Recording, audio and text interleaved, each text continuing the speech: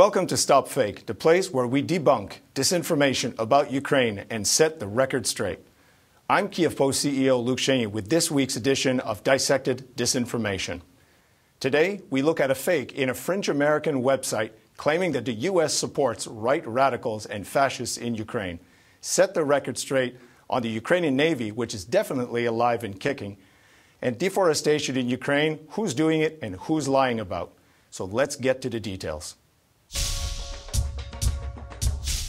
The recent white supremacist march in the American city of Charlottesville has inspired a journalist at a marginal U.S. website to pen an article claiming while the U.S. condemns right-wing extremists at home, it supports them in Ukraine and Syria. On August 15, Mint Press News published an article by Whitney Webb entitled "Right-Wing Extremists Condemned in Charlottesville, Funded and Armed in Ukraine and Syria." The August 14 white supremacist march in Charlottesville and its ensuing violence were widely condemned throughout the United States with statements, tweets, television, discussion, programs, politicians, and citizens alike unequivocally reminded the world that racism is evil and will not be tolerated in America. But Mint Press only saw American hypocrisy in Charlottesville, hypocrisy that allowed it to back a right-wing coup in Ukraine and now forces it to confront rising right-wing terror at home. Whitney Webb and Mint Press clearly don't adhere to the view that Ukraine is a free and separate state, but rather some territory that still requires the definite article. Whitney Webb is a regular contributor to Mint Press. Her Facebook page regularly promotes her stories. This particular article is accompanied by several photographs of torchlight processions held by the conservative Ukrainian Svoboda political party. This is what she writes. Nowhere in recent years has U.S. political support for right-wing fascists and even neo-Nazis been more florid than in Ukraine. In 2014, after the successful ouster of the country's democratically elected president, in what leaked phone calls later confirmed was a U.S.-backed coup, Ukraine came under the rule of a new administration led by billionaire oligarch Petro Poroshenko.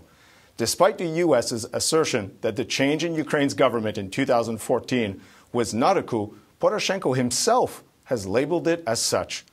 Mrs. Webb's claims are clearly out of sync with the reality of events in Ukraine. Ukrainian President Petro Poroshenko certainly never referred to the ousting of former President Viktor Yanukovych as a coup. In June 2015, he did ask Ukraine's constitutional court to verify the constitutionality of the decision to deprive Yanukovych of the status of president after he fled the country to Russia in February 2014. StopFake asked Ukraine Constitutional Court to clarify the issue. Ukraine's constitution has no provisions foreseeing a transfer of power after a president flees the country. According to Ukraine's constitution, the only way a president can be removed from office is through impeachment. The court's ruling certainly never uses terms like constitutional coup, and President Yanukovych was stripped of his powers after he fled the country within the confines of Ukrainian law. The Constitutional Court ruled. Whitney Webb also claims in her Mint Press articles that the U.S. actively supported right radical parties in Ukraine, in particular Svoboda. She claims that the coup gave Svoboda unprecedented power. She clearly does not follow Ukrainian politics and does not know that during the 2014 parliamentary elections, that is, after the Maidan Revolution, Svoboda did not get the 5% of votes required to even get into parliament. 6 Svoboda members are MPs, but they were elected in single-mandate constituencies. Ms. Webb also claims that the U.S. Senator John McCain supported Svoboda when he visited Ukraine during the Maidan protests. But Senator McCain did not specifically support Svoboda. He addressed the demonstrators and expressed support for the people who spoke out against the lawlessness of the Yanukovych regime. Webb goes on to say that U.S. administrations have financed an openly fascist regime in Kyiv, which is actively oppressing ethnic minorities. She does not mention of oppression that Crimean Tatars have suffered since Russian annexed Crimea. Mint Press is a news website launched in 2012. Its investors are anonymous. Its founder, Luc Chenier, has said on record that our media has failed us very miserably. The site has claimed that Syrian rebels use chemical weapons and has been accused of supporting Syrian President Assad. Luc Chenier is a frequent commentator on RT, Russian Today. Mint Press is often cited by Voice of Russia, Iranian Press TV, and other so-called alternative media.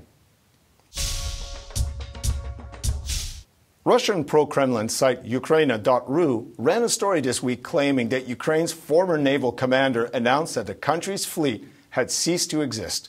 Ukraina.ru once again resorted to one of the favorite modus operandi, pulling phrases out of context and drawing false conclusions that satisfy the anti-Ukrainian agenda of servile Russian media. Here's what really happened during Radio Liberty's Your Liberty talk show.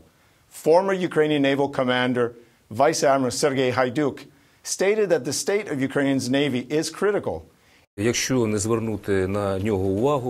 we don't start paying attention to this multifaceted operation of ships, land, and air forces, they will go beyond their expiration date and cease to exist as such, Haiduk said. Ukraine does not have a naval doctrine. There is no naval development strategy in place, no state program of shipbuilding, he pointed out. Another guest on the Radio Liberty program was Ukrainian naval spokesperson Oleg Chubuk, who pointed out that Ukraine's fleet deteriorated significantly after the annexation of Crimea, where the fleet was originally based. He pointed out that Ukraine is rebuilding its naval infrastructure and improving its naval combat and troop capability. According to Ukraine's 2016 White Book, an annual military activity and development report compiled by the Defense Ministry, the Ukraine Navy has added a new cutter to its naval arsenal, introduced a new mobile communications system, and is in the process of modernizing its frigate, the Sagadachny. The Navy is also conducting joint trainings of personnel with NATO forces. Ukraine's Defense Minister Stepan Poltorak has declared 2017 the Year of the Navy, making this segment of Ukraine's armed forces a priority for expansion and development. The so-called Lugansk People's Republic, one of the self-proclaimed separatist entities in eastern Ukraine, is disseminating fakes claiming that Ukrainian military are illegally logging the area's forests, thereby setting the region toward an environmental catastrophe. Other Russian sites, such as the pro-Kremlin Ukraina.ru, quickly picked up this latest disinformation yarn.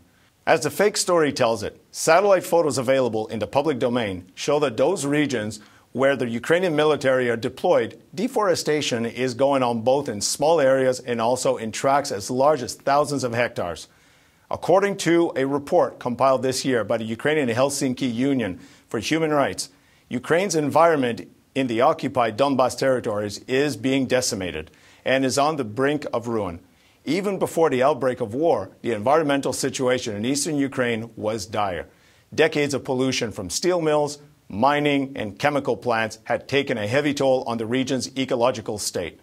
Environmentalists blame the local population for the current deforestation and say they are using the deprivation brought on by war as an excuse to harm the environment and despoil public lands.